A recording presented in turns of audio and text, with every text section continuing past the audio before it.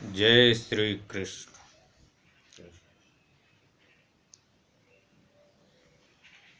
अब हम लोग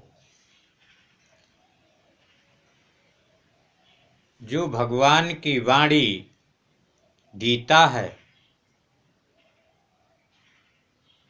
इस गीता से संबंध बनाने जा रहे हैं। गीता से ही संबंध क्यों बना रहे हैं? संसार में एक से एक पुराण हैं, वेद हैं, रामायण है। इन सब से संबंध क्यों न बना करके हम गीता से ही संबंध क्यों बना रहे? देखिए, जैसे आपके पास ये एक लोटा जल है, आपके पास एक लोटा जल है। इस जल का संबंध आप जिससे कर देंगे, ये लोटे का जल वही हो जाएगा। जैसे ये जो लोटा भर जल है, इस लोटे भर जल को मैंने मान लीजिए कि गंदा नाला में डाल दिया। कहने का मतलब गंदे नाले से संबंध कर दिए। तब ये जो हमारा परम पवित्र लोटा भर जल था, ये जल हमारा का क्या हो गया? गंदे नाले का पानी। ये जल हमारा जो अभी तक लोटे में परम पवित्र था, लेकिन गंदे नाले से संपर्क होने से, गंदे नाले से संबंध होने से, ये हमारा जो जल है, लोटा भर जल, ये जल भी हमारा गंदा नाला का जल हो गया। और यही मात्र एक लोटा भर जल है, और इसी जल को मैंने क्या किया? परम पवित्र पावन गंगा जी में अपने लोटे भर जल को छोड़ दिया, डाल दिया। हमारा जो लोटा भर जल है, इसका संबंध किससे हो गया? गंगा जी से। जब इस गंगा जी से ये लोटे भर जल का संबंध गंगा जी से हो गया, तो ये हमारा लोटा भर जल भी क्या बन गया? गंगा जल। गंगा जल। ऐसे ही रामचरितमानस में कहा गया है कि ईश्वर अंश जीव अविनाशी, अचेतन सहज अमल सुख राशि। ये जो जीव है, ईश्वर का अंश है। ये जीव किसका अंश है? ईश्वर का अंश है। चेतन है, निर्मल है, इसमें कोई मल नहीं है, निर्मल है, बहुत सहज है, और सुख की राशि भी है। लेकिन ये जो ईश्वर का अंश है, इसका यदि हम संबंध जगत से कर देते हैं, यदि हम ये जो हमारा जो जीव है, जो ईश्वर का अंश है, इसका संबंध हम कहाँ कर देते हैं?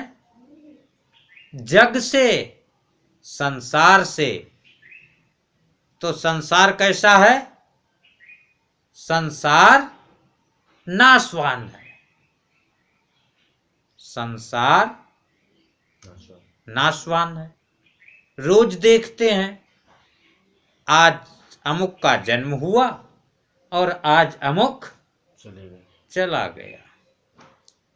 तो हम ये प्रतिक्षण की घटना देखते रहते हैं। लेकिन जब हम ये सब कुछ देख ही रहे हैं तो इस ईश्वर के अंश को, जो ईश्वर का अंश जीव रूप है, इसको हम ईश्वर की वाणी से जब हम इसका संबंध बना देंगे तो हमारा ये जो जीव है, जो ईश्वर का अंश, ये भी क्या हो जाएगा? भगवान की वाणी हो जाएगा। यदि हम संसार की वाणी से इसका संबंध बनाएंगे तो संसार की वाणी हो जाएगा। यदि हम भगवान की वाणी से संबंध बनाएंगे तो भगवान की वाणी हो जाएगा। संसार की वाणी बनाएंगे तो अनेक प्रकार की दुखों का सामना करना पड़ेगा। यदि हम ये, जैसे ये जीव है, अब इसमें वाणी भी प्राप्त हुई है, जो बोल रहे हैं ये वाणी है। इस वाणी का संबंध हम जिससे करेंगे वही चीज हमको प्राप्त होगी और वैसी ही ये वाणी हो जाएगी। जैसे कोई समिधा है, लकड़ी है, मैंने उसका संबंध अग्नि से कर दिया। समिधा का संबंध अग्नि से कर दिया। अब उस समिधा को अग्नि बनाना पड़ेगा या अग्नि हो जाएगी? अग्नि हो जाएगी। उसका संबंध मैंने अग्नि से कर दिया है। मान लीजिए कि होली की आग जल रही है, होली की आग जल रही और मेरे पास समिधा है। मैंने उठाई समिधा और उस होली की आग में डाल दी। क्या अब हमको उसमें कुछ करना पड़ेगा? अब कुछ नहीं करना पड़ेगा। अब वे आग तो जल ही रही है और मैंने जो अपनी समिधा डाली है ये भी वही आग हो जाएगी। जो होली की आग जल रही है वही आग मेरी समिधा भी हो जाएगी। क्यों? क्योंकि मैंने अपनी समिधा का संबंध होली की अग्नि से कर दिया है। अब उस होली की अग्नि को व्यक्ति परिक्रमा लगाते हैं, होली की अग्नि को व्यक्ति अपने घर ले जा करके और वर्ष वर्ष भर तक उस अग्नि को बराबर रखते हैं। तो यदि मान लीजिए कि जैसे मान लीजिए कि मेरे पास समिधा थी या है, उस समिधा को मैं अपने यहाँ भी अग्नि जलाता तो अग्नि तो हो जाती, लेकिन ये जरूरी नहीं था कि जो होली की अग्नि परम पवित्र है तो उस प्रकार से उसका महत्व बढ़ पाता। तो ठीक इसी प्रकार से जो पुराण हैं, ऋषियों की वाणी है, ऋषियों की लेखनी है। ऋषियों ने अपनी समाधि के द्वारा सब उसको एकदम लिखा हुआ है, देख करके, समाधि से देखे। लेकिन जो गीता है यह स्वयं पद्मनाभस्य मुख पद्मात् विनिसृता, कि जो स्वयं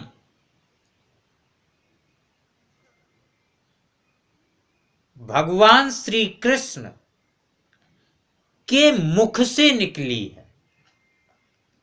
ऐसा दुनिया में कोई भी शास्त्र नहीं है, पूरे संसार में ऐसा कोई भी शास्त्र नहीं, ऐसा कोई पुराण नहीं जो कि भगवान के मुख से निकला हो। वे क्या है? भगवान के मुख से क्या निकला है? गीता। और आज हम जो संबंध बनाने जा रहे हैं अपनी वाणी का, ये किससे बनाने जा रहे हैं?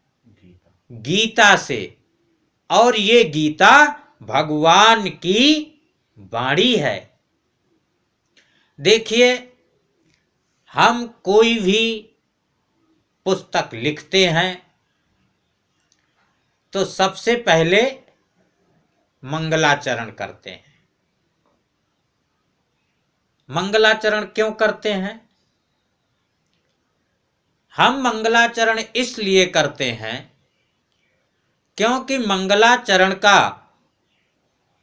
उद्देश्य ही होता है कि हम जो कार्य करने जा रहे हैं, ये कार्य हमारा निर्विघ्नता पूर्वक सफल हो सके, सफल हो जाए। इसलिए हम मंगलाचरण करते हैं। हाँ, कुछ पुस्तक हैं, एक दो ऐसी भी पुस्तकें हैं जिनमें मंगलाचरण नहीं किया गया, लेकिन वे पुस्तकें फिर भी पूरी हुई हैं। तब कहेंगे फिर मंगलाचरण करने का क्या प्रयोजन? जब वे पुस्तक पूरी हो गई तो ऐसे ही जो हम कार्य कर रहे हैं, मैं भी बिना मंगलाचरण करूंगा और मेरा भी कार्य संपन्न हो जाएगा। देखिए, बात ऐसी है कि ये तो बात सही है कि उन पुस्तकों का बिना मंगलाचरण किए हुए भी, और वे एक दो पुस्तक हैं जिनका जो पूरी हुई है, लेकिन ये निश्चित नहीं है कि बिना मंगलाचरण किए हुए निर्विघ्नता पूर्वक ग्रंथ की समाप्ति हो सके। और जो हुआ है तो उसका मतलब ये है कि वे पहले जन्म में या अथवा किसी अन्य जन्म में उन्होंने बहुत सा मंगलाचरण किया है। उस मंगलाचरण के पुण्य के प्रभाव से इस जन्म में उन्होंने मंगलाचरण नहीं किया और इसके बाद में पुस्तक को लिखना डायरेक्ट प्रारंभ कर दिया और वे पुस्तक निर्विघ्नता पूर्वक संपन्न हो गई। तो इसका मतलब कि हमारा जो कार्य है वे मंगलाचरण से ही पूर्ण होता है। इसलिए हमको मंगलाचरण करना ही चाहिए। नारायणं नमस्कृत्य नरं चैव नरोत्तमं देवीं सरस्वतीं व्यासं ततो जयमुदीरयेत्। यहाँ पर जो मंगलाचरण किया गया है, ये नारायण भगवान को नमस्कार करके, नरोत्तमम जो नर अर्थात मनुष्यों में उत्तमम उत्तम नर, नर और नारायण को नमस्कार करके, सरस्वतीं देवीं सरस्वती देवी और व्यास, इन सबको मिला करके ततः जय जयम उदीरयेत्, उसको जय कहना चाहिए। तो ये देखिए, जो जय शब्द है तो जो फल नर नारायण को नमस्कार और सरस्वती देवी को नमस्कार और व्यास जी को नमस्कार करने का जो फल होता है, वे फल मात्र जय शब्द कहने से ही उस फल की प्राप्ति हो जाती है। ततः जय उदीरयेत्, ततः जयम उदीरयेत्। तो आज हम लोग इस गीता में प्रवेश कर रहे हैं। देखिए ये किस काल में उत्पन्न हुई। वे काल यदि याद कर लेते हैं तो आज भी रोम खड़े हो जाते हैं कि एक तरफ 11 अक्षौहिणी सेना कौरवों की और एक तरफ 7 अक्षौहिणी सेना पांडवों की खड़ी है। अब वहां पर पूरे युद्ध की तैयारी है। अब वहां पर तो ये है कि बस बाण चलाओ, लेकिन उसी समय अर्जुन की स्थिति बिगड़ जाती है। अब जो बिगड़ती है ये सब प्रसंग आगे चलेगा। अभी तो हम इस प्रसंग पर हैं कि देखिए धृतराष्ट्र जी को नेत्र तो था नहीं, तो उनको दिखाई नहीं देता था। उनकी इच्छा थी मैं भी युद्ध देख सकूं। भगवान ने व्यवस्था सब बना दी। संजय को दिव्य दृष्टि प्राप्त है। संजय को दिव्य दृष्टि है। तो अब वहां आप सीधे उसी युद्ध के मैदान में पहुंच जाइए कि जहां पर कौरव और पांडवों की सेना खड़ी है और धृतराष्ट्र अपने महल में है। यहां पास में संजय भी बैठे हैं। उन संजय से धृतराष्ट्र जी पूछ रहे हैं।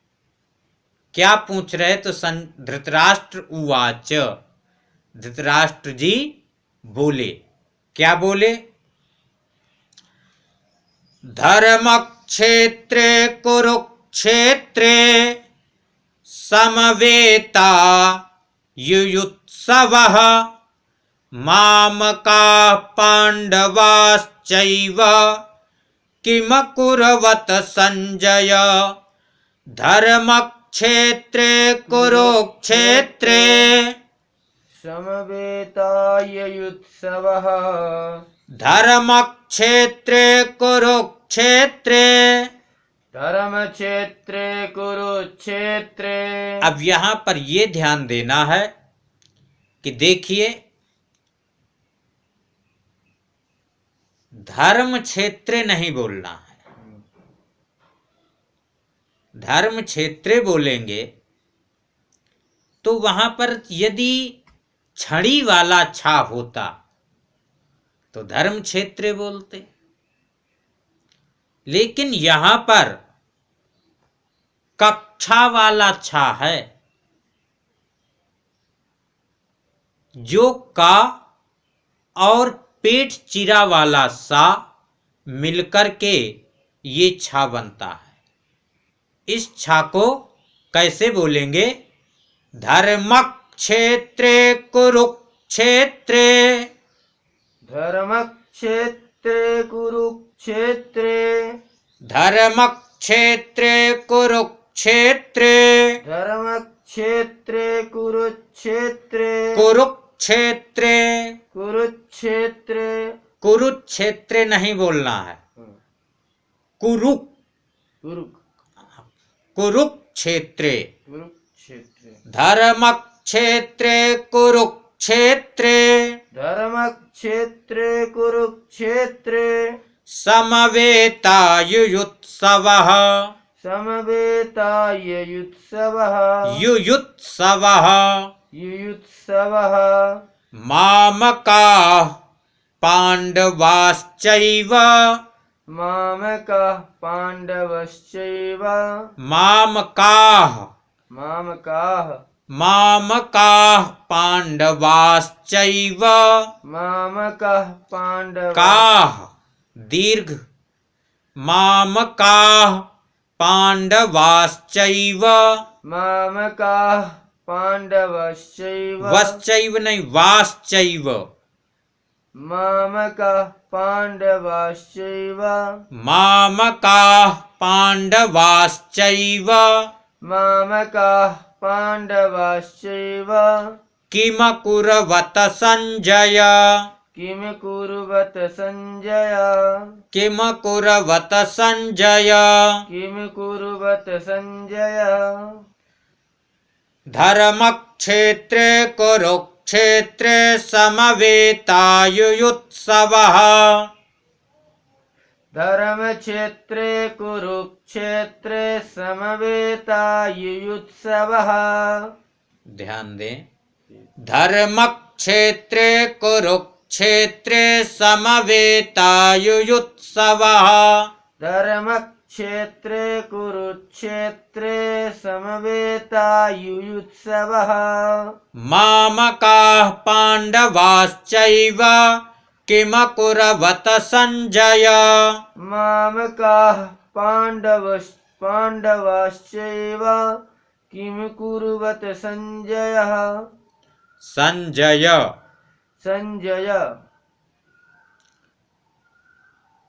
तो कहने का मतलब ये है कि धृतराष्ट्र जी संजय से पूछे अब पदच्छेद करते हैं कि धर्मक्षेत्रे कुरुक्षेत्रे समवेता युत्सवः मामकाः पाण्डवाः च एव किम अकुर्वत संजय कि मतलब कि संजय हे संजय धर्म क्षेत्र में अर्थात धर्म भूमि में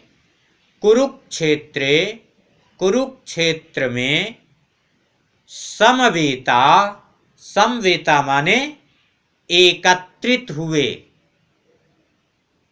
कि मतलब ये कौरव पांडव जो दोनों एकत्रित हुए तो क्या करने की इच्छा से एकत्रित हुए युयुत्सवः युद्ध करने की इच्छा से कौरव पांडव क्या करने की इच्छा से एकत्रित हुए हैं युद्ध करने की इच्छा से अब उसमें मामका मेरे अच्छा धृतराष्ट्र जी कह रहे हैं कि मेरे च माने और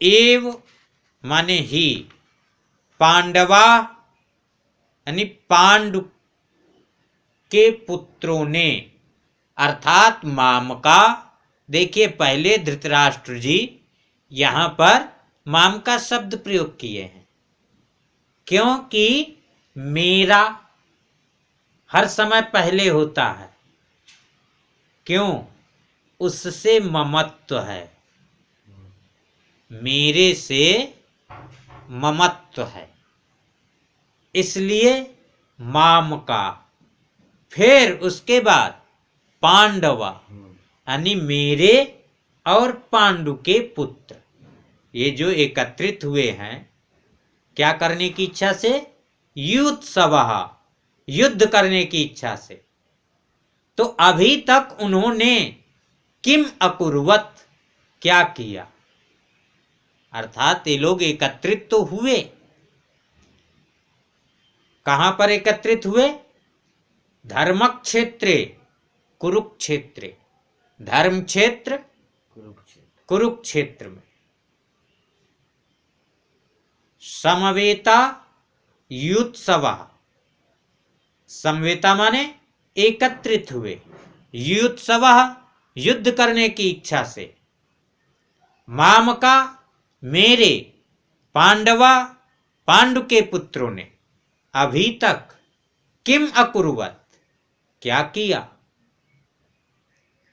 तो उस समय संजय जी बोले, संजय उवाच, संजय उवाच, दृष्ट्वा तु पाण्डवानीकं व्यूढं दुर्योधनस्तदा, दृष्ट्वा तु पाण्डवानीकं व्यूढं दुर्योधनस्तदा, दृष्ट्वा तु पाण्डवानीकं व्यूढं दुर्योधनस्तदा, दृष्टा तु पाण्डवानीकं व्यूढं दुर्योधनस्तथा,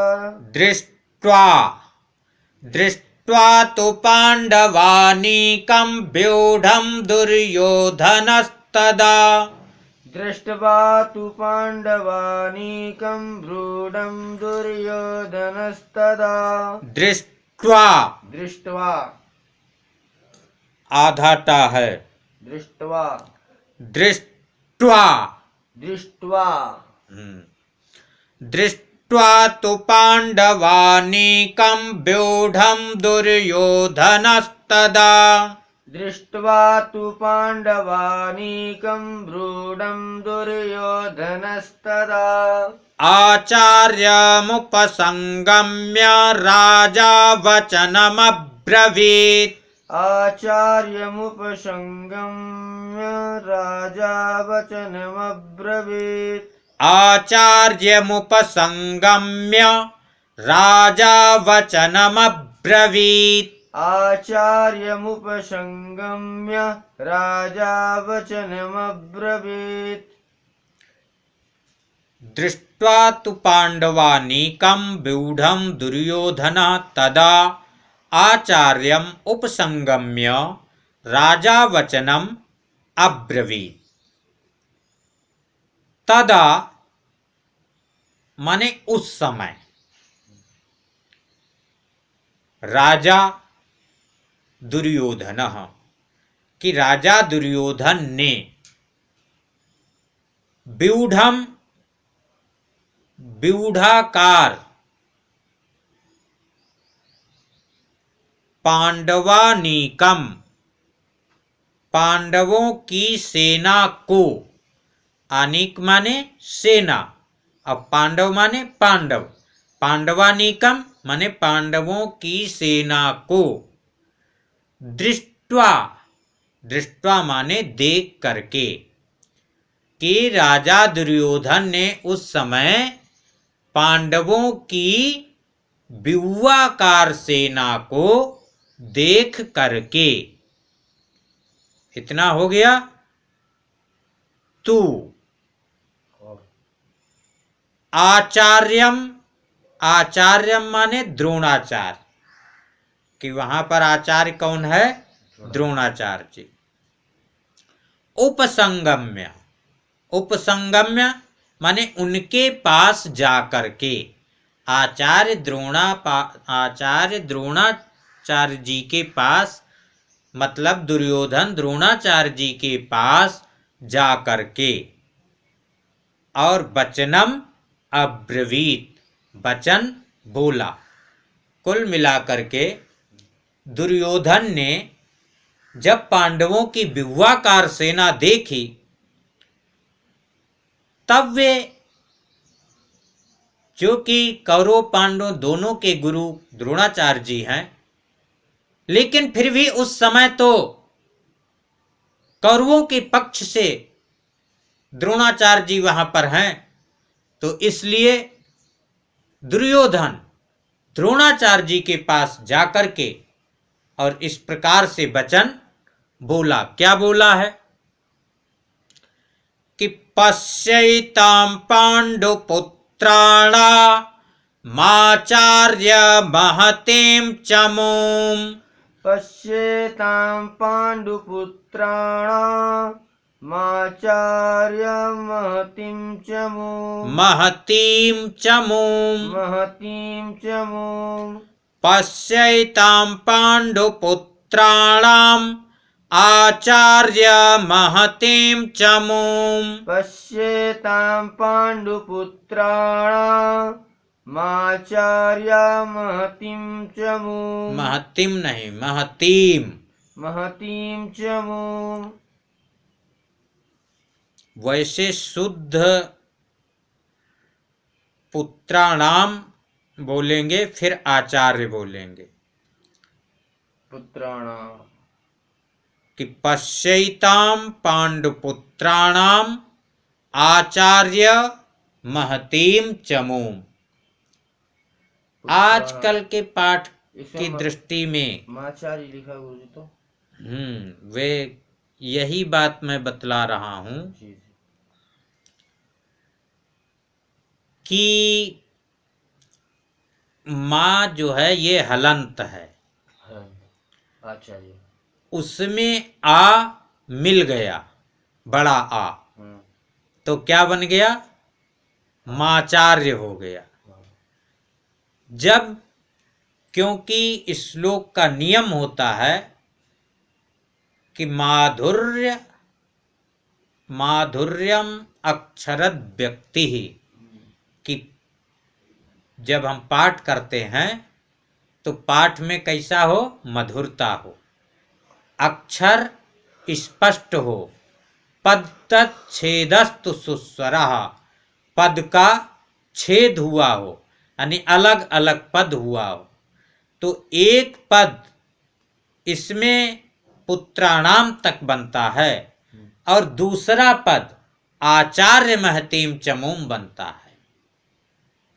यदि हम इसको सीधे माँ में आ जोड़ देते हैं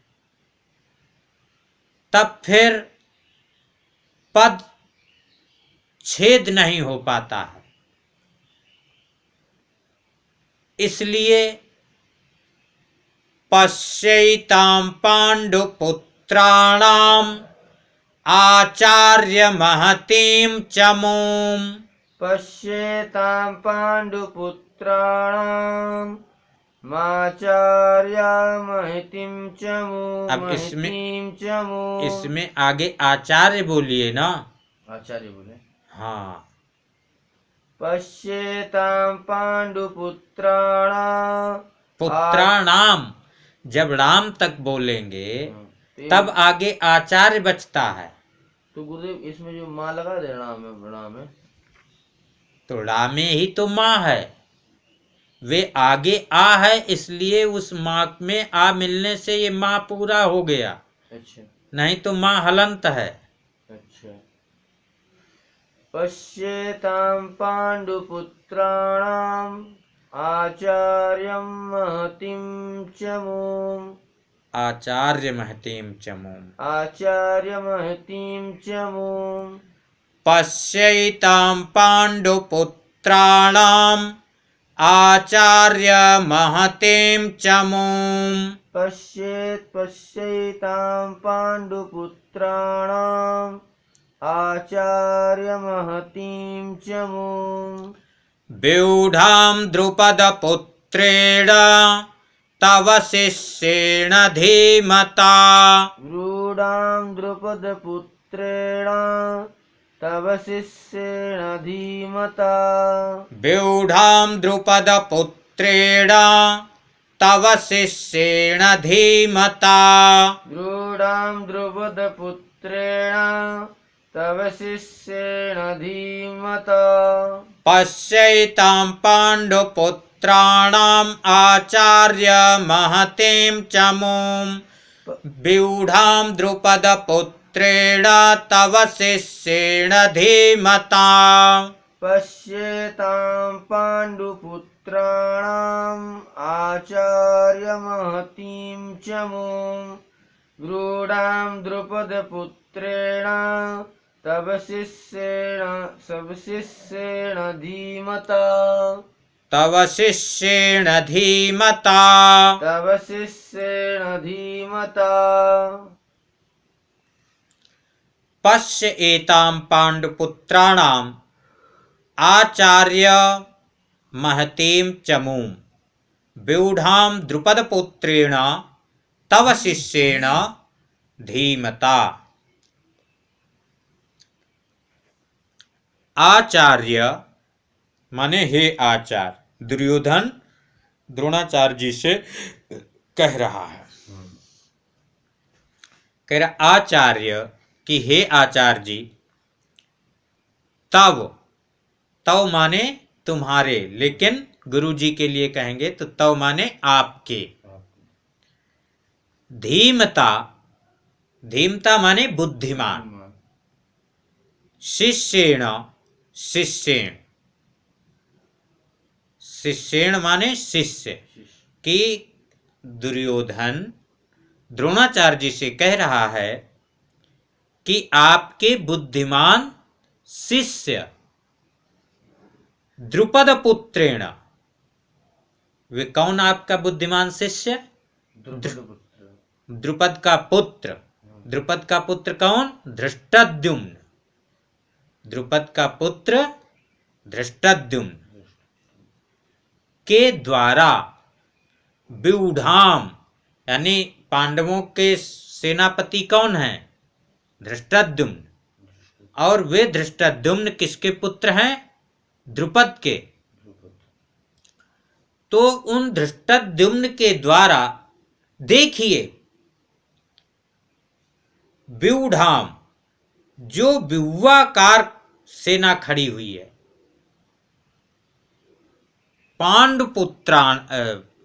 पांडुपुत्राणाम पांडुपुत्रों की, एताम इस महतीम बड़ी भारी चमूम सेना को। अब देखिए कि वहां पर 11 अक्षौहिणी सेना दुर्योधन की तरफ है, कौरवों की तरफ, और पांडवों की सेना कितनी है? 7 अक्षौहिणी सेना। लेकिन फिर भी दुर्योधन को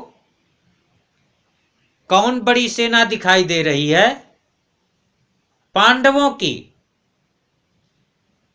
और वह कह रहा है कि आपके शिष्य, आपका शिष्य धृष्टद्युम्न, आपका शिष्य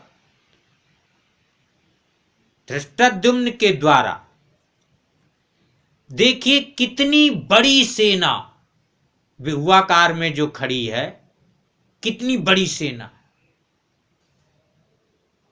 बड़ी महतीम बड़ी भारी सेना। चमूम माने सेना को, पश्य माने देखिए, कि देखिए ये कितनी भारी सेना है। कहने का मतलब ये हुआ कि भले इनके पास 7 अक्षौहिणी सेना थी और उनके पास 11 अक्षौहिणी सेना थी, लेकिन धृष्टद्युम्न ने इस प्रकार से सेना को वहां पर खड़ा कर किया था कि 11 अक्षौहिणी सेना वहां पर छोटी सेना लग रही थी और 7 अक्षौहिणी सेना वहां पर बड़ी सेना दिखाई दे रही थी। समझ में बात आ रही कि नहीं? दुर्योधन अपने मुख से कह रहा कि गुरुदेव देखिए कि आपका ही शिष्य, आपका शिष्य के द्वारा कितनी बड़ी भारी सेना व्यूहाकार में खड़ी है। तो अब उन सेना में जो प्रमुख हैं, कौन कौन? जो प्रमुख मेन उनके नाम भी दुर्योधन गिना रहा है कि देखिए कि अत्र सूरा महेश्वासा भीमार्जुन समायुधि। अत्र सूरा महेश्वासा भीमार्जुन समायुधि।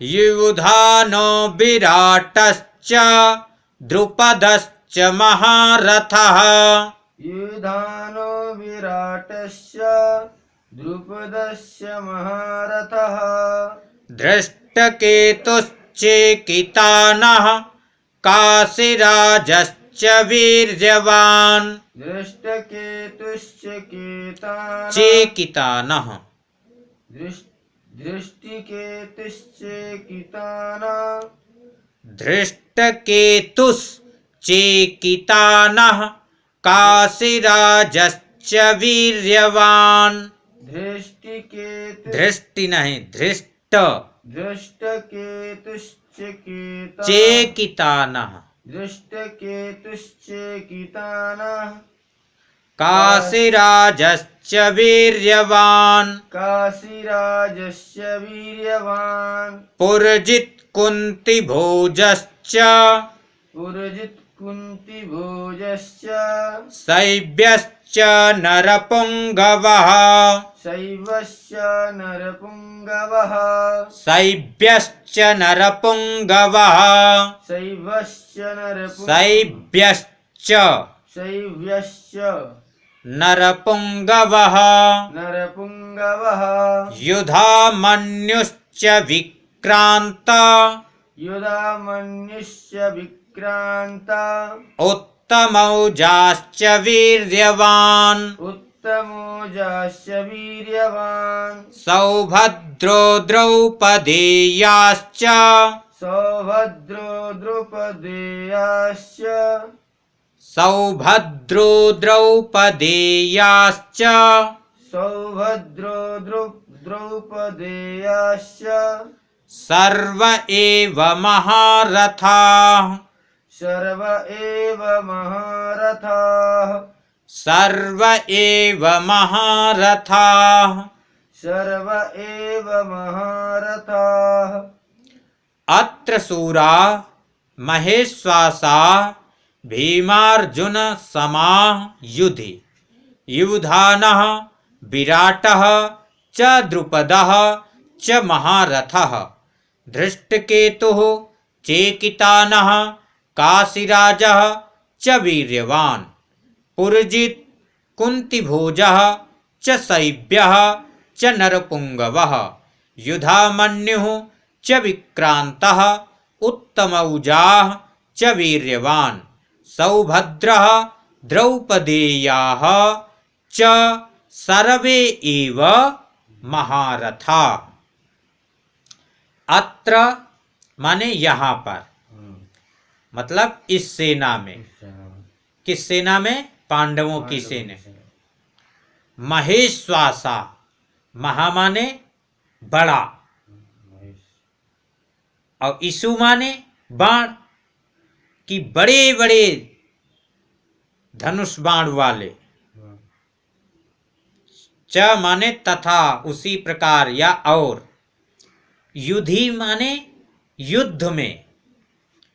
भीमार्जुन समा, कि मतलब भीम अर्जुन तो हैं ही बहुत पराक्रमी, लेकिन भीम अर्जुन के ही समान युद्ध में। सूरा माने वीर। युधानः, युधान नाम है सात्यकी जी का, सात्यकी। हाँ।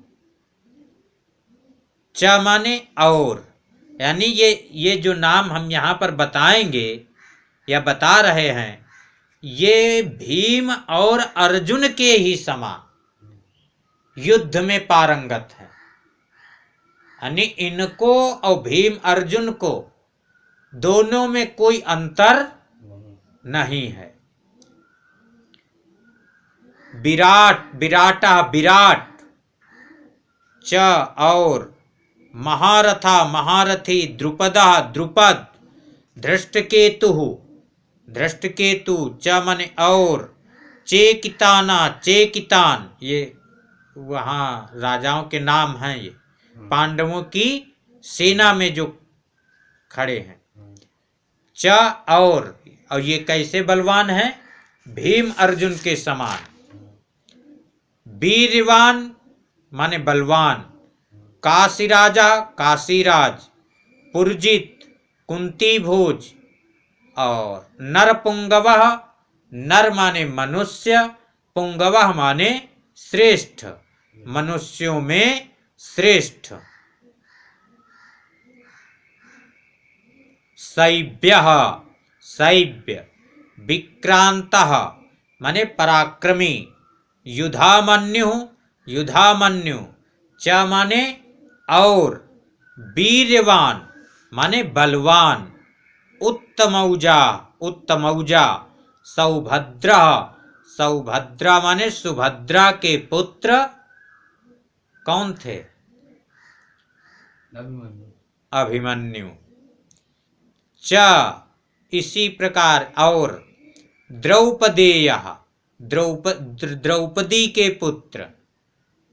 सर्व एव महारथा, ये सबके सब महारथी हैं। अब वे भी किसके समान हैं? भीम अर्जुन के समान। साधारण नहीं समझिए, ये सबके सब भीम अर्जुन के समान हैं।